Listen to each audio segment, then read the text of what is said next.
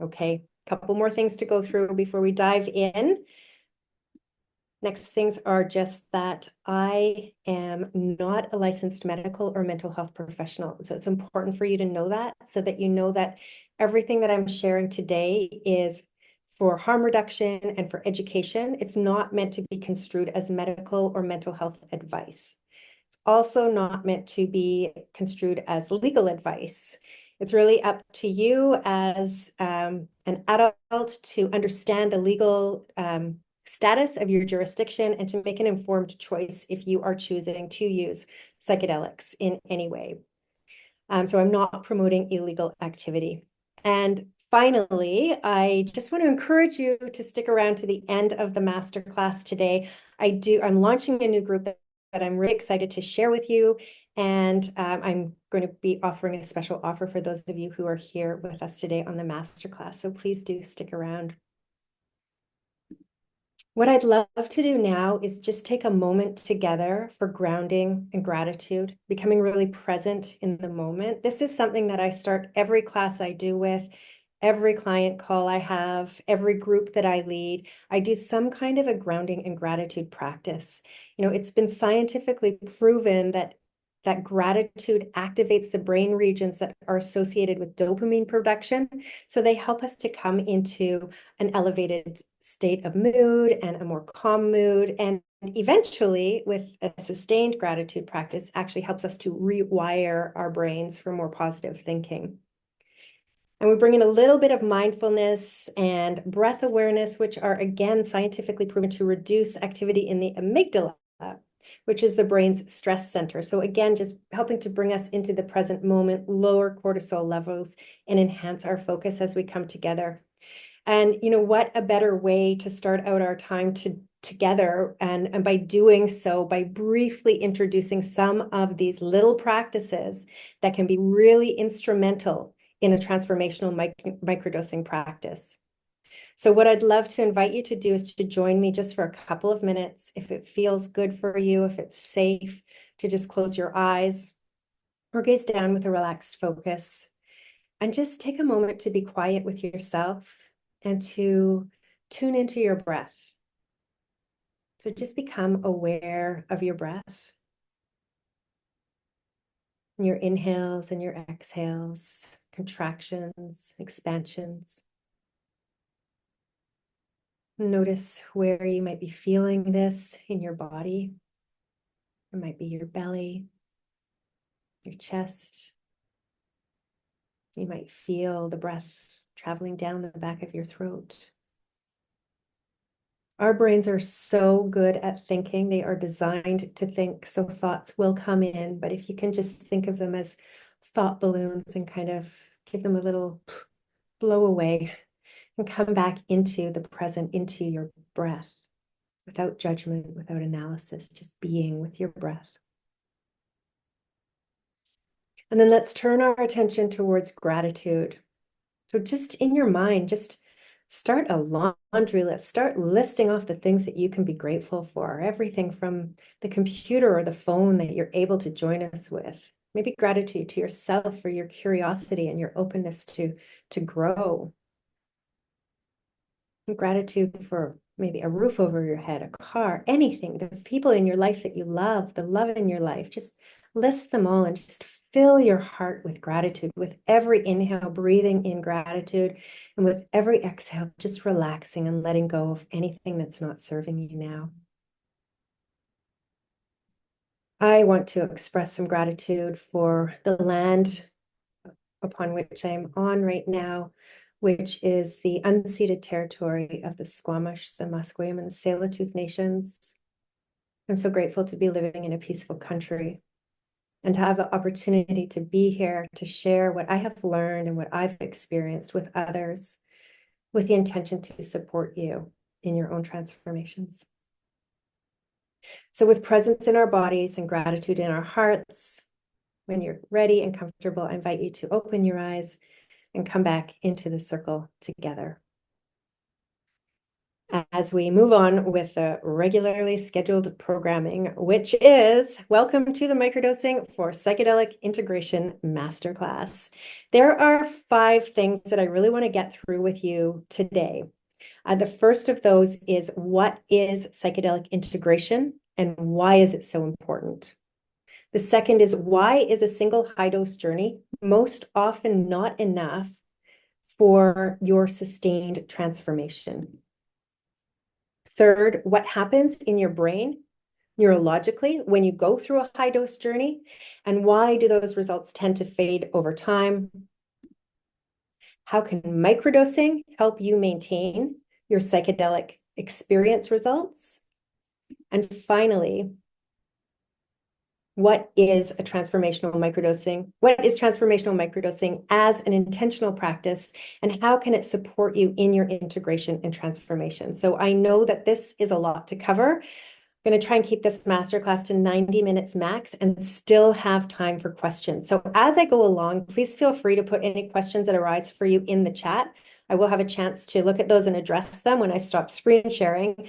And also there'll be a time for live Q&A as well. So if you want to hold on to your questions until then, there will be an opportunity for that as well. Before I go too far, I just want to introduce myself for those of you who don't really know me and the work that I do, just to give you some context for why I'm here sharing my experience and what I've learned with you. My mission is to provide loving guidance, to share evidence-based knowledge, and to build supportive communities in the psychedelic space. And I've been doing this full time for about 4.5 years now. Prior to that, I was also working in the psychedelic space, but in a very different capacity. I was a chief communications officer and head of investor relations for one of the publicly traded companies. And for a person that has spent 3 decades developing a career in corporate communications, it was an amazing job. It fulfilled a lot of things for me. But I also had the time, I had the opportunity through the job to really dive deep into the science of microdosing, the research of psychedelics, the history of psychedelics, and even the business of psychedelics, and start to marry that together with some of my own experiences that I'd already had with plant medicines, and really make sense of the power and the powerful transformational potential of these medicines. But something was not quite right for me during that period of time. I actually almost come to tears when I think about it. I just kind of oscillated between flatlining, like just feeling really dull and uninspired, and being super anxious. And I had really never experienced anxiety before in my life. And all of a sudden I was kind of oscillating between these two, and I just didn't know what was going on for me. So at that point, I decided to delve into some supported intentional psychedelic use myself. And through that experience, there were some places in my life that were kind of a spotlight was kind of shone on for me where I just wasn't in integrity. And one of those places was in my career.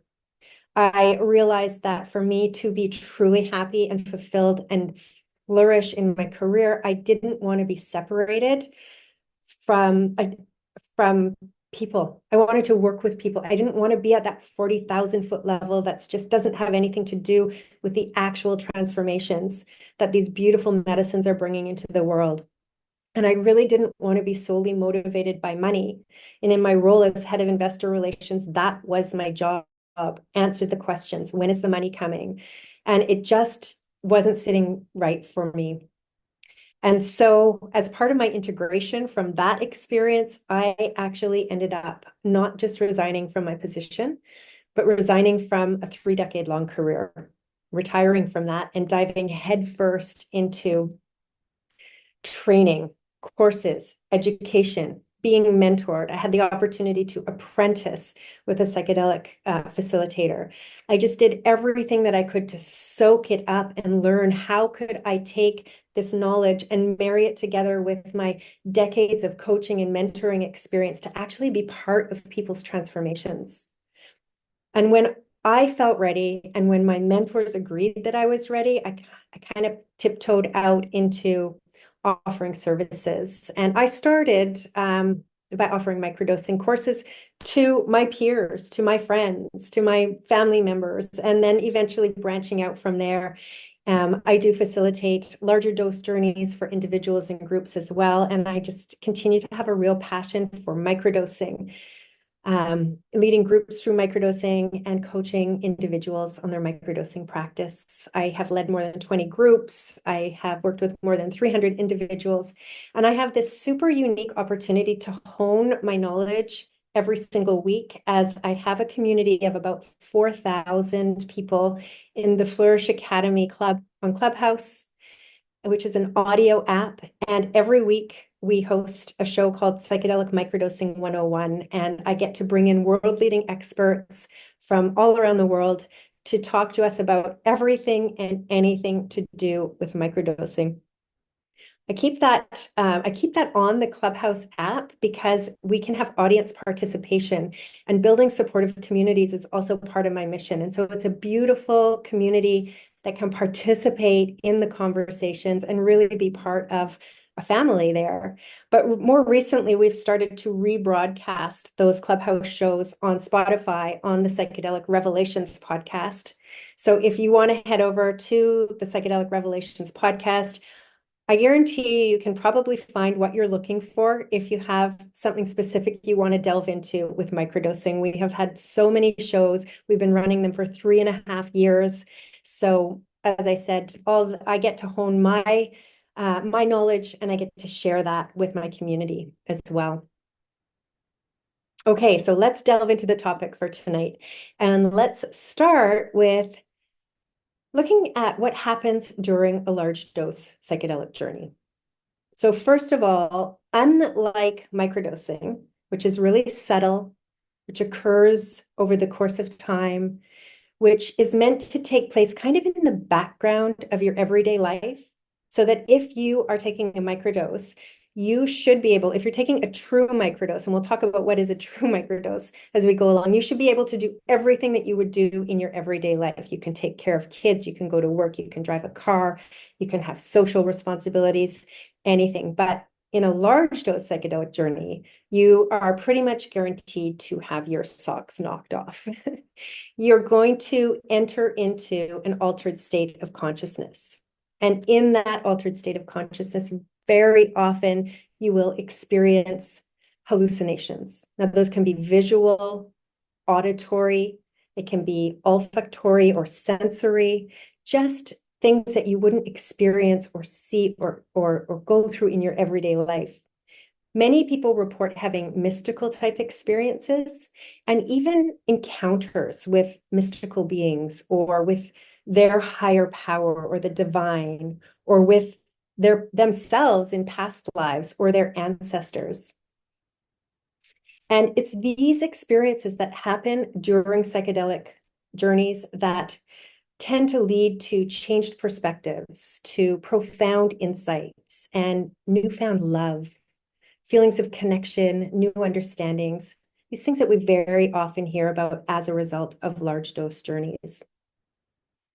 But let's have a look at what happens in your brain, what's happening neurobiologically in your brain that leads to these experiences. And I'm going to focus on two specific neurobiological functions or areas of the brain. And one of those is the default mode network.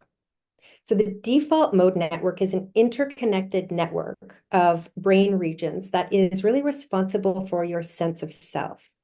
So this is where you make sense of who you are and how you fit into the world and how the world relates to you.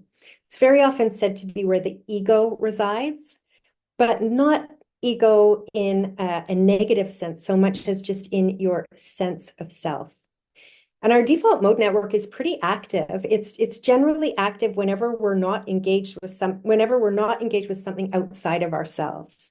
We tend to start, our default mode network comes online. And it's been shown that people who suffer from clinical diagnoses of depression and anxiety have overactive default mode networks. They spend a lot of time ruminating about the past or worrying about the future.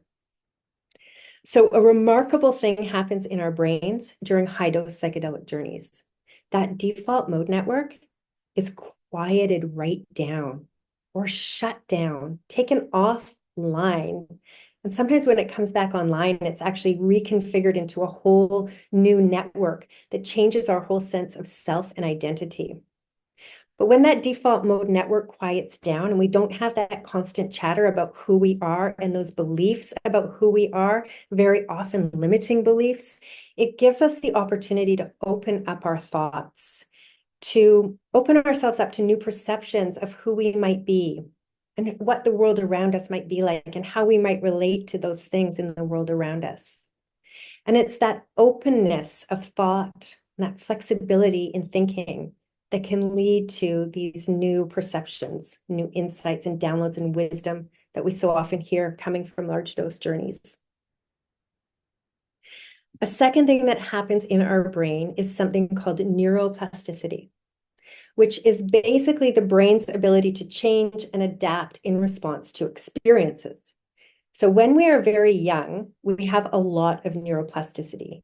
Not only are we creating new neurons, like billions of new neurons that we create between birth and age 7, but we're also creating the connections between those neurons. And we're changing the connections as we have new experiences and we understand things in a new way and we have new beliefs about ourselves and the world. And as we get older, what happens is our thought processes become more rigid and stuck in the ways they are. We're not creating new neurons, and we get very stuck in our thought patterns. A common and a good analogy to explain this concept of neuroplasticity and what happens during a high dose journey is if you think of our brain kind of as a snow hill. A hill that's covered in freshly fallen new snow when we're first born. And we have this opportunity to look down that hill and see where we want to go. And we have the opportunity to create new paths. We think of our thoughts as those sleds going down that hill and creating those grooves in the snow. What happens over time is those certain paths get kind of worn in. And it becomes easier and easier for your thoughts to follow in those same grooves and harder to think differently. In fact, sometimes those grooves get so deep that you just cannot see outside of them, and you cannot even imagine that there is any other way to get down that hill or for your thoughts to go or for your beliefs to be. If you think about a psychedelic journey as an opportunity for a brand new, fresh fallen coat of snow to fall on that hill, and all of a sudden, we're at that top of the hill and we can see new destinations and we can see new ways to get from the top to where we want to go. We're free to create new tracks, to think differently and to explore possibilities that were previously blocked by old patterns. And it's these changes as a result of specifically the default mode network and the neuroplasticity that we often come out of psychedelic experiences feeling like changed people with new perspectives. But the problem is the default mode network tends to revert back to its familiar and protective configuration. So you can think of the default mode network as a protector. That area, that region of our brain has helped us to be here today. It has helped us to survive, maybe not to thrive, but at least to survive. And it's pretty comfortable in its status quo. It doesn't really like getting shaken up and being reconfigured in new ways. And over time, it has a tendency to revert and just go back to make sense of the ways that we were making sense of things before our psychedelic journey. At the same time, over time, that neuroplasticity fades. It's said that psychedelics give us a window of neuroplasticity that is really, really open and intense during the journey, but that window tends to stay open for about 2 weeks after a journey. It's a great time to be working on integration and to be, deepening our new tracks in the snow so that we don't fall into those ruts that are really still there, just underneath the new fallen snow.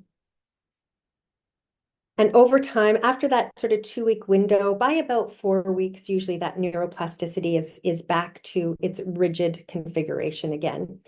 And very often, even with the best of intentions to embrace integration, that psychedelic experience really becomes nothing more than an experience that might be a really cool story to tell, but not something that really leads to lasting beneficial transformation in your life. So what is needed for a psychedelic experience to lead to positive, lasting transformation in your life? That is something called integration. So what is integration? Well, integration is what comes after the journey. It's taking the insights, the wisdom, the experience, and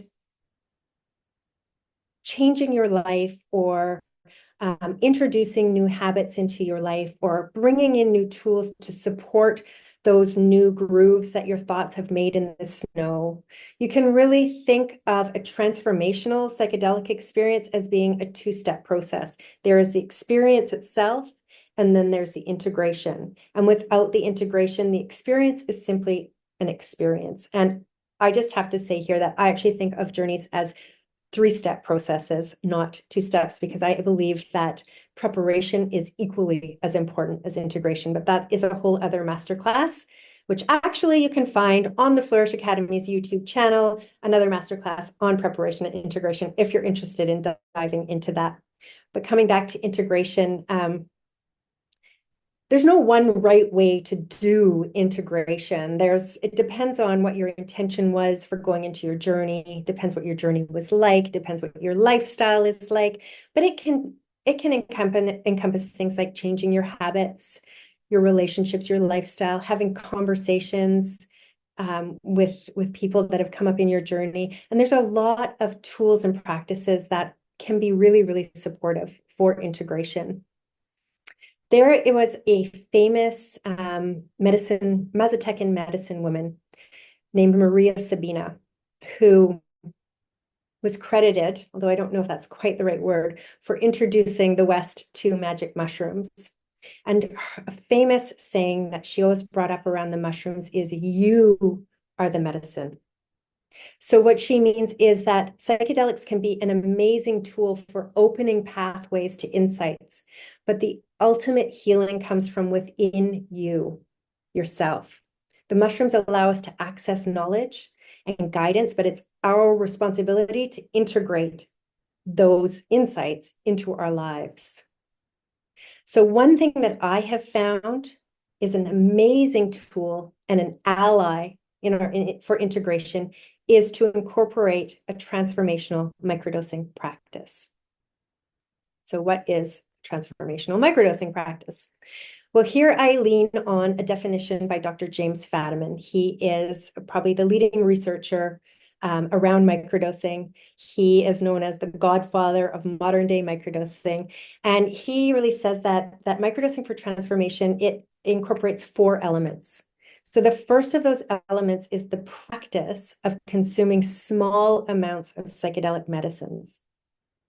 So by small amounts, I mean minuscule amounts. The rule of thumb is 1/10 to 1/20th of a recreational dose, not a therapeutic dose, a recreational dose. So if you're looking at psilocybin mushrooms, that could be as low as 10 milligrams. Or with LSD, which is sort of the second most common medicine for microdosing, as low as 5 micrograms. The way that microdosing is being marketed by product manufacturers these days, I think a lot of people are very misled as to what a true microdose is. And they're looking at more a social dose or a mini dose. And I think in my opinion, if you get above 150, maybe 200 milligrams, if we're looking at psilocybin, you're really looking at a social dose or a mini dose. It's no longer something that is occurring in the background of your everyday life, where you're looking for the long-term benefits rather than for the effect of what's happening to me on that day. And he also says it's the practice. So it's not just popping a microdose now and then, it's incorporating a practice. So we'll talk more about that as we go along. The second element, according to Fadiman, is that microdosing is done according to a structured protocol. So protocol is like a schedule. So microdosing is never meant to be done every day or for days in a row without stop. In fact, it will simply stop working. So don't waste your money and don't fool yourself. Um, Microdosing is meant to be done with some days of dosing and little breaks in between. So there are some really common protocols. The first of those being the Fadiman protocol. He originally developed this protocol specifically for LSD, but it really works for any kind of psychedelic medicine. And that is 1 day of dosing, and then 1 day of integration, and 1 day of back to baseline, and then back to 1 day of dosing. So 1 day on, 2 days off.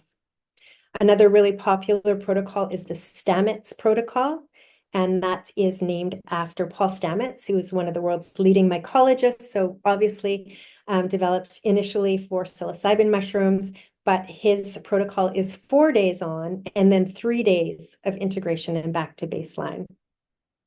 There is the Microdosing Institute protocol, which is 1 day on, 1 day off.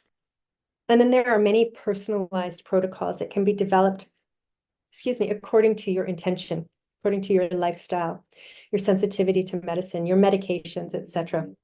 And a guide or a coach is a really good idea to work with if you're trying to figure out the right protocol for you. Thirdly, microdosing for transformation is meant to be done for a period of time. So it's not kind of popping a microdose now and then or taking a microdose every day. I mean, here's the thing about microdosing. The goal of transformational microdosing is not to microdose. It's a self-empowering practice to help you establish the new tracks or maintain the new tracks in the snow and incorporate new ways of thinking and being, helping you to get to a new baseline of mood, thought, clarity, creativity. And you need to take breaks to see where you're at. Once you have established these new thought patterns, maybe you take a break and you realize, hey, I don't really need the microdosing anymore. It's not like our pharmaceutical model that suppresses our symptoms. And then as soon as we go off it, everything bubbles back up to the surface and we're back where we started or even worse. The goal of microdosing is to empower us to feel better, to be better, to have more fulfilled lives. So the rule of thumb for a period of time is usually using a structured protocol for a period of 4 weeks to 12 weeks, and then taking a break, a minimum of 2 weeks break before you decide if you're going to go back to microdosing, maybe with a new intention, maybe with a new medicine. But you do need that. You also need that break to decrease your tolerance again. Otherwise, again, microdosing just simply going to stop working for you. And the fourth element of transformational microdosing is that it is done in an intentional way for the purpose of self-improvement. So transformational microdosing is not done so that you can go out and be social and have a good time with your friends. That is microdosing, could be microdosing as well, but that's not microdosing for transformation. This is for the purpose of self-promotion, of self-improvement, and it's done in an intentional way. Another way that James Fadiman sums up microdosing is the use of subthreshold doses of psychedelic drugs in an attempt to enhance cognitive tasks, to boost physical energy levels, to promote emotional balance, and to treat anxiety, depression, and addiction. So these are all benefits, resulting in typically subtle, though noticeable, effects. I like to think of microdosing as slow medicine, as in like that whole slow food movement, where the more time you give the microdosing, the more attention you give to it, the more love you put into it yourself, the sweeter the results are going to be over time. It's a good idea to look at what microdosing for transformation is not, and to be really clear on that as well. First of all, it's not a magic pill. It's not, I'm going to take a microdose and my life is just going to be better. In In fact, when we're microdosing on a protocol, microdosing may, in fact, be quite uncomfortable and challenging. You may feel anxious, or you may feel weepy, or you may feel sleepy. So all these things that microdosing is intended to kind of shine a spotlight on the things that we need to deal with and work with and clear out and change our thinking about, so that we can essentially be cured and have this new baseline. So a lot of people might try microdosing and just say, oh, that is not for me, man. I felt worse when I microdosed. But if you understand how microdosing works, perhaps if you're working with a coach or with a guide, you can work through and really work with the things that are coming up to the surface so that you can clear them out and not have them come back up to the surface. The mushrooms are telling you something. The medicine is telling you something when you have that reaction to microdosing. And definitely does not necessarily mean that it's not working for you. In fact, it could be working for you and you need to work with it. We already discussed that it's not the same as a pharmaceutical model, so it doesn't suppress our symptoms. It doesn't make us not feel things. It makes us feel things. And it's not meant to be done for the rest of our lives. It's done for a period of time. For people like me, it kind of puts us out of business. We take people through some microdosing and then they feel better and they don't need it anymore. But the other thing is that microdosing for transformation is not the same as taking a microdose. And I've already kind of alluded to that. An analogy that I like to use that kind of helps people to grasp this concept is the analogy of yoga. So you may decide to go to a yoga class, and you might come out of that yoga class and you might be feeling really good, actually. You know, you got a bit of a sweat on, you got the endorphins going, you're feeling limber, and you think, man, I like yoga. I think I can do this again. In fact, I might even bring my friends and do yoga. And every once in a while, you go to a yoga class and you feel good, or maybe you feel a bit sore and stretched after too, talking about bringing up things we need to work with. But the fact is, if you were going to yoga because you wanted to benefit from the long-term sustainable transformations, like perhaps you want a leaner body, or you're looking to build up muscle mass, or you're looking to enhance your mindfulness practice, going to a yoga class now and then is not going to cut it. It's, you know, you would, if you're looking for those long-term benefits, you would embark on a yoga practice. You would probably have a schedule, some days that you do yoga and some days that you rest. You would most likely work with a coach or a guide, and slowly, eventually, over time, you would start to notice, oh, I am leaner. I do have more energy. I have built up the muscle. I am more mindful. These long-term benefits that creep in over time. And also when we're talking about new thought patterns and neuroplasticity, you know, taking a microdose is not going to establish and maintain these new thought grooves in your brain. That occurs over the course of time and the consistency of the microdosing. So let's just look again at what transformational microdosing is. It's a self-empowering practice. It's a tool like so many others that we use to help us achieve our goals and to flourish. And it helps to empower our own inner healer. So the more we put into microdosing ourselves, the more we activate our inner healer, the more we introduce tools and practices that are propelling us towards our ultimate goal, the more the medicine is going to meet us and accelerate and enhance the work that we are doing ourselves. So I really look at it as a reciprocal practice, a reciprocal relationship with the medicine. And there are ways that you can support the medicine. Just like, for example, if you wanted to lose weight, you could go on a diet. But there are other things that you could do that could enhance and accelerate that weight loss. You know, perhaps you're going to introduce an exercise practice or daily walking. Maybe you're going to get an accountability buddy. Maybe you're going to stop smoking weed and getting the munchies in the evening. You know, whatever it is for you, there are things that you can do that will help the diet, just like you can do many things that are going to enhance and accelerate the microdosing. And the first thing that you can do is, and this is not an exhaustive list, that the first thing that you can do is prepare for microdosing by getting really clear on your intention.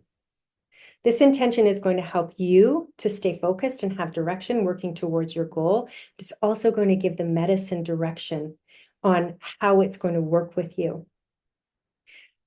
Psychedelics are known as non-specific amplifiers. So they can bring up things that are in your subconscious or in your psyche. And you want to give the medicine some really clear direction on how you want it to work with you. So it knows where you want the support and how you need the support. And research has shown that people who go into a microdosing practice with a clear intention are far more likely to report that they experience the benefits of microdosing. You start with a really clear intention.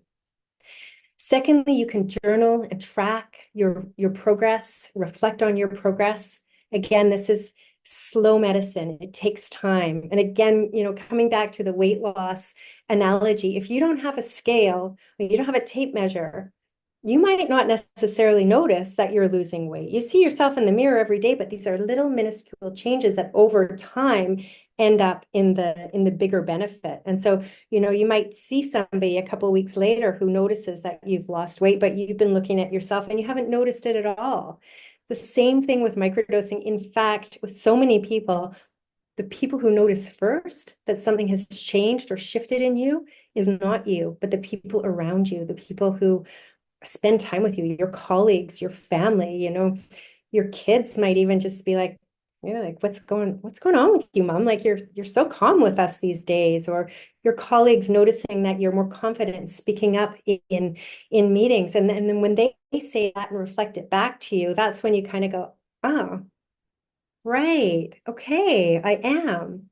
So if you are journaling and reflecting and recording, you have that opportunity, like a scale or a tape measure, to notice these small incremental changes that lead to the larger benefits.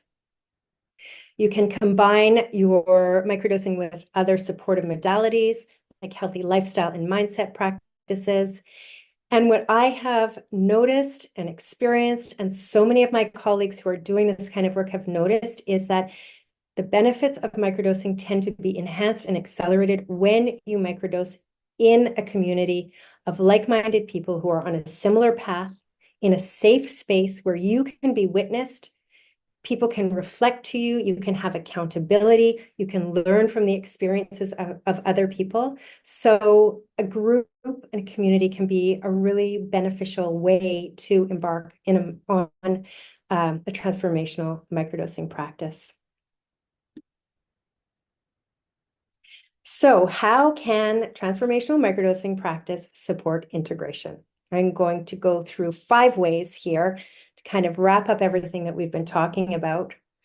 First of all, this microdosing can help to quiet down the default mode network. So if you're coming right out of a high dose journey into microdosing, it can help to keep that default mode network subdued and offline or in its new configuration so that you can work with that flexibility of thought, with that creativity, with the new perceptions that have come out of your journey. But even if your journey was weeks ago or months ago or years ago and you're integrating, it can still help to quiet down that default mode network so you don't have that constant chatter in your mind of this is the way life is, this is the way I am, stuck in limiting beliefs, stuck in non-flexible thought patterns. Secondly, microdosing can help to keep open or reopen those new neural pathways, those new tracks down the hill of your thoughts that were opened up during the psychedelic journey. So again, it can help to sustain that neuroplasticity, or if your journey was a while ago, it can help to reopen those new neural pathways. So you can start going down those paths again instead of falling back into the old ruts of thinking that are really still there, just underneath the new fallen snow, and are really so comfortable for us to fall back into. Thirdly, microdosing can enhance our sense of self-connection. So one of the greatest benefits of high-dose journeys is their tendency to strengthen our connection to ourselves. and to others and to the world around us. But in a high dose journey, you may learn to love yourself for the first time, maybe in your life. You may feel increased compassion towards yourself. You may gain clarity on things that you need to bring into your life or things that you need to let go of in your life in order for you to be truly fulfilled. But again, after that neuroplasticity fades and the default mode network comes back on into its configuration, it can be really tricky to tap into that self-love and that self-connection again. One of the most magical things I've witnessed, experienced, and witnessed in others when it comes to microdosing, and I only say magical because it's something that's really hard to measure, so to scientifically measure, but is what I find is this tapping into our intuition. So really listening to our gut, to what feels good, to almost to our higher power, being connected to ourselves. We're really listening to and hearing what might be good for you, what might feel right for you. And a result of that is a tendency to intuitively make healthier and more loving choices for yourself. One of the ways that this shows up so often is that compulsions tend to drop off. So if you have kind of an escape of numbing yourself when maybe you're not feeling connected to yourself or not feeling so good in yourself, escaping to shopping, pornography, social media, wine, weed, whatever it is, caffeine, these compulsions tend to just drop off as our connection to ourself and our intuition tends to rise. And this is even without people noticing it happens, even without people noticing that they even have a compulsion. They're all of a sudden reporting, hey, I used to drink like 3 cups of coffee in the morning. And you know what? I just don't have coffee anymore. Or those 1 or 2 or 3 glasses of wine in the evening, the same thing. So microdosing can help to bring you back into that state of self-love and self-compassion and being good and kind to your self that can help you to heal and grow. Fourth, microdosing can help to balance the heart and mind. So in a high dose journey, we tend to experience emotional openness and vulnerability and things like love and empathy as well, things that are metaphorically represented by our heart. And our heart really takes a prominent role. We're able to get out of our mind where we spend so much time in these rigid thought patterns and really tune into our hearts. And at the same time, our minds are undergoing a state of expanded consciousness that's allowing it to break free of the rigid ways of thinking. And so it's this harmonious balance of heart and mind that often leads to the creative perceptions and the propensity for transformation. The subtle effects of microdosing can extend and enhance that harmonious balance, really keeping our mind pliable and amplifying our heart-centered tendencies. And finally, microdosing during psychedelic integration can help provide focus and motivation. Because let's face it, it can be really challenging to stay focused on integration when we've had this profound experience and so many things have changed in our thoughts, in our perceptions, and then we're just plonked right back down into our everyday normal life, our families, our jobs, our careers, our taking the kids to school, or whatever it is. Nothing else has changed. And so it's really, really easy to let that integration slide and to get off track. So microdosing can help us stay focused on integration and motivated for our integration. Can help us to stay focused and motivated in that we are actively engaging in a practice of integration and also motivated as we start to experience these subtle benefits of microdosing coming into our lives. It's like positive reinforcement that keeps us going on the integration track. And additionally, sometimes when you come out of a high dose journey, you just don't even know what you're integrating. Your socks were knocked off and it's all kind of a jumbled mess and you're overwhelmed and you don't know what to integrate.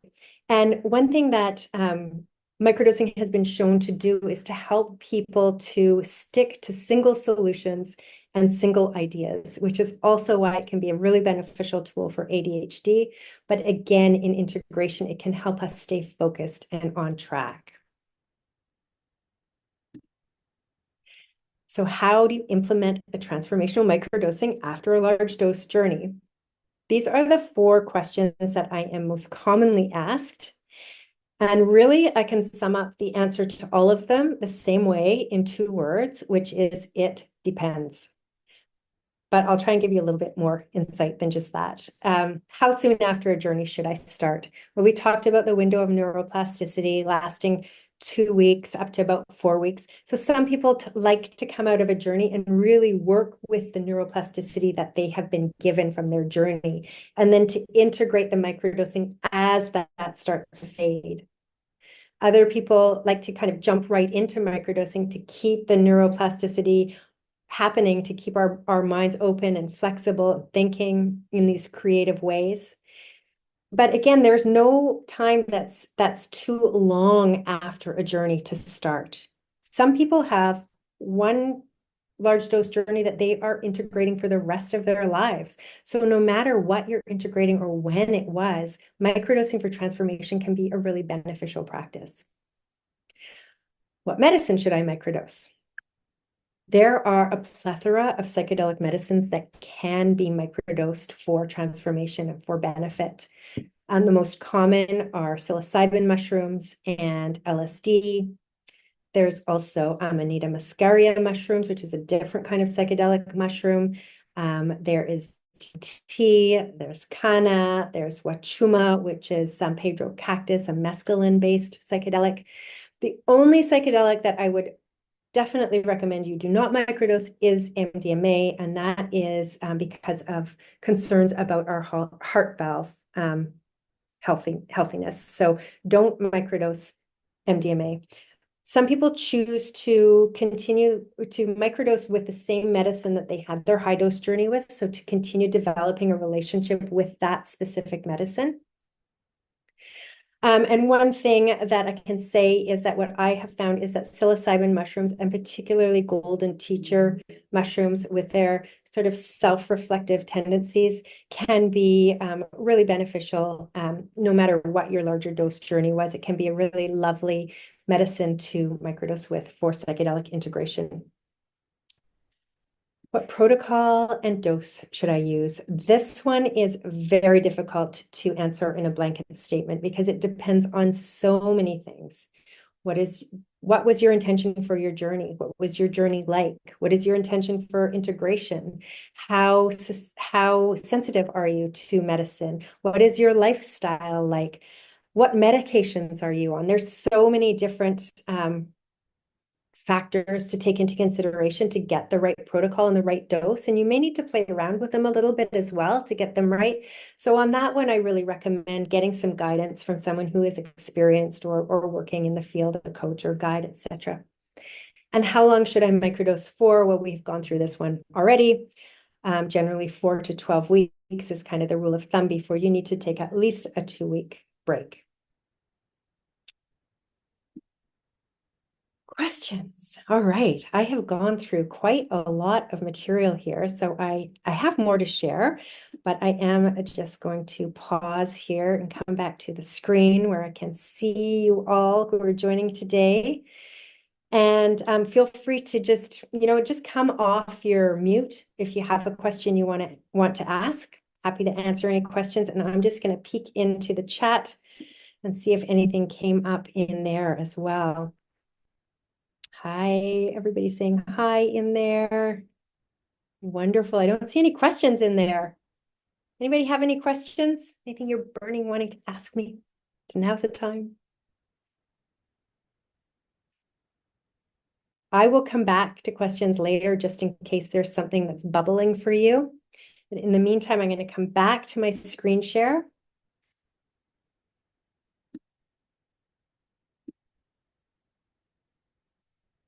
And I'm going to tell you a little bit more about a program that I have coming up that I alluded to.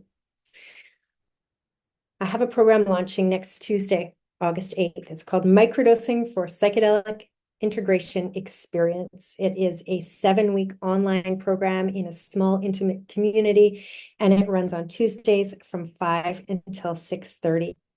This is a program I have run many, many times. Here's a little bit more about it, an intimate 7-session online program. The format is education. So the kind of education that I've been giving to you tonight, I think it's really important for you to have knowledge about microdosing, how it's working with you so that you can have confidence in undertaking a microdosing practice. So I really share evidence-based education. Then there is the experience of microdosing, and that's the experience that we share together in community as we have an opportunity to be witnessed, to be reflected on, to hold each other accountable. This program is developed to empower us to take responsibility for our integration, enhanced with the medicines of psilocybin and connection. So some of the things that are included in this program are 6 90-minute Zoom group sessions. And for 2 weeks, we work on preparing ourselves first. We work on really getting clear on our intentions and really getting confident about embracing this practice, knowing what dosage, knowing what protocol, and then we bring in the microdosing. And for 4 weeks, we microdose together. So there's microdosing education, there's personal advice on the dosage and the protocols. There's tools, exercises, and supportive modalities, journaling and tracking templates. Once we start microdosing together, I send daily journal prompts and mantras to support your practice for the 30 days that we're working together. You have access to premium tested medicine, which in this case is Golden Teacher psilocybin mushrooms. You have an intimate, supportive, safe community of like-minded people who are on the same path as you are to share with. And one thing that I really love, the 7th week that we get together, our session is extended from 90 minutes to 2 hours. And I bring in a breathwork specialist, Marissa Kosolowski, who takes us through a really powerful, transformational closing ceremony of breathwork to kind of lock in the work that we've done together over the previous 6 weeks. So as I said, my next cohort starts next Tuesday. It runs from 5 till 6:30 p.m. from October 8th till November 16th. I only take 6 people. This is an intimate community, and 3 spots are already spoken for. So if this is something that you're finding intriguing, I do encourage you to apply right away, specifically for these reasons that I'll go through next. This course is usually $8.99 Canadian. So if you're joining us from the States, that's like nothing. But for this last cohort, this is going to be my last cohort of the year. And I really want people to be able to experience this. And I also understand that a lot of us are facing really challenging financial situations right now. It's a tough time. It's a tough time in our economy. It's a tough time as we're leading up to Christmas and thinking about all the expenses that are coming up. So I've decided just for this last cohort of the year that I'm going to honor that 2023 price of $749. And there's more. For any of you, and I see a number of you who are alumni of gathering groups, I always offer gathering alumni an extra $150 discount. Now, if you don't know what gathering groups is, it is a 12-week program where I'm a lead facilitator. We take small groups through 8 weeks of preparation and 4 weeks of integration surrounding a large dose psilocybin experience at our retreat center in Abbotsford, BC. I have been exposed to all sorts of models for large dose journeys, and I decided to join gathering groups and become a facilitator with them because I have seen incredible transformations where we co-regulate our nervous systems together, and we have 8 full weeks to prepare for that medicine, to understand the language of the medicine, and 4 weeks to integrate afterwards. And for those of you I see on the call who are here from gathering groups, I'm sure you can agree. I am also going to be leading one more gathering group before the end of the year. So if that is something you're interested in, please reach out to me. I'm super excited about the last one because we're starting, I think it's November 8th. It's a Thursdays that runs that we're starting. And we're going to do all our preparation before January. And then our retreat is going to be the first weekend in January. And I cannot think of a better way to start off the new year than with a large dose transformational psilocybin retreat ceremony, and then 4 weeks to integrate together. So if that's of interest to you, please reach out to me as well. I can tell you more about that. But back to the microdosing program, again, the last cohort of the year, and trying to make this accessible to everybody. I am extending that 150 discount to everybody. So the price is only $5.99. You will not see the price like this again. And there are only 3 spots left.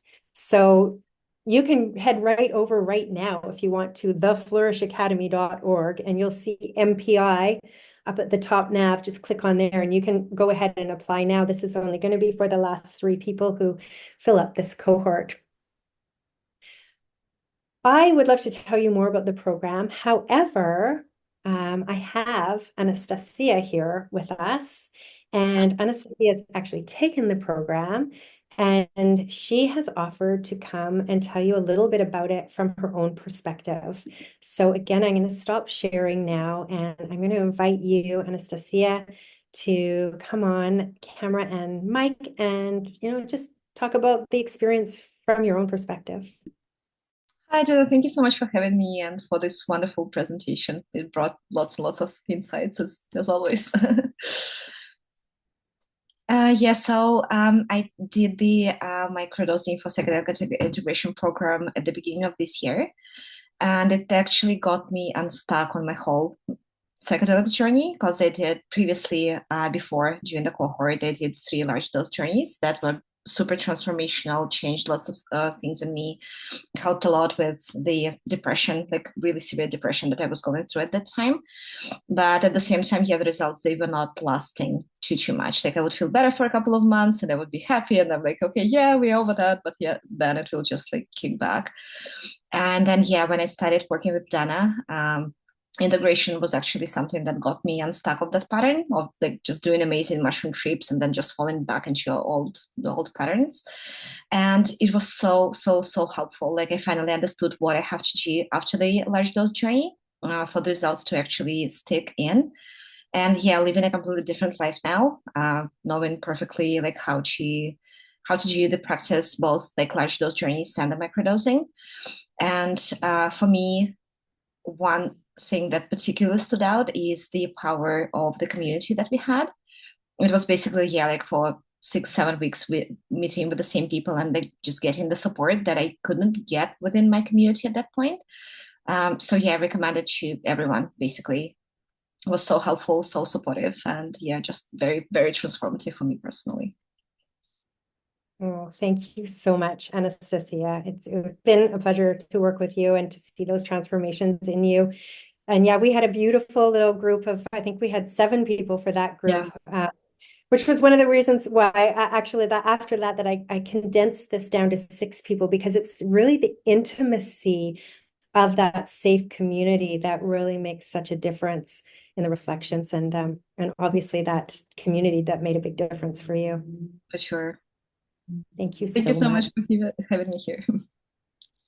I'm going to go back and share my screen just to see what else I have to share. I am not sure what there is left, but I'll find out soon enough. Get to my slides. Let's see. It's apply now. There's only 3 spots left. So there is the URL, theflourishacademy.org/MPI. I'd love to see some of you in the group with me. And additionally, as a thank you to you for sticking with me, for being here for this masterclass, I'm going to follow up with an email. It's going to have the recording of this session so you can go back and reflect on it at your leisure. And I'm also going to include the beginner's guide to microdosing for transformation, which includes information about a lot of different medicines as well, and a lot of the things that we've covered today about how to make a microdosing practice truly transformational so that you can really flourish into the life that you deserve to lead. With that, I'm going to come back once again to you. Hi, David. Hey, Just to see if there's any questions, anything that's come up for you, or anything that you want to share with us about your own experiences with microdosing. hey, Dana. I wanted to ask, it just so happens we are teaching the first cohort of the Alchemy of Consciousness here in Alberta, which is a psychedelics course, not for guides, but for the guided. And tomorrow happens to be our day on microdosing. And I was wondering if I could present this to our students as homework for tonight, if you'd be okay with that. Oh, absolutely. Amazing. Absolutely. It'll be Thank you an so much. honor. Thank you Thanks so for much. thanks for thinking about me. Of course, yeah, and I will send them all of your information too, so they can come learn more deeply about what you do and all your magic from the horse's mouth Thank you so much, David. Nice to see you here. too. Okay, everybody. Well, if there aren't any more questions and there aren't any more shares, I just wish you a beautiful evening. Thank you so much for joining me. And if I can support you in any way, just reach out to me. You can reach me on all the social media channels. And also, if you go to the website, theflourishacademy.org, you can schedule a complimentary discovery call with me so we can talk about your specific situation and how I might be able to support you. Thanks, everybody. See you soon.